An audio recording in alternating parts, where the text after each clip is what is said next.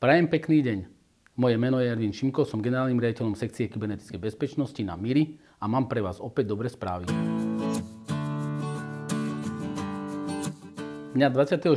mája sme opäť vyhlásili novú výzvu pod názvom Zvýšenie úrovne kybernetickej a informačnej bezpečnosti. Indikatívna výška finančných prostriedkov vo výzve na vyčerpanie je 20 miliónov eur. Podpora je určená na nákup hardvéru a bezpečnostného softvéru, ktoré priamo súvisia so zvyšovaním kybernetickej a informačnej bezpečnosti v organizáciách. Oprávnenými žiadateľmi sú ministerstva, Národná rada, Generálna prokuratúra a Úrad vlády Slovenskej republiky. Finančný príspevok je vo výške od 300 000 do 3 miliónov eur. Výzva je otvorená, prvý termín uzavretia je do 38.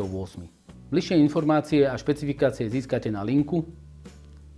Sekcia kybernetickej bezpečnosti na MIRI pracuje ďalej, pripravuje pre vás ďalšie výzvy. Očakávajte naše ďalšie videá.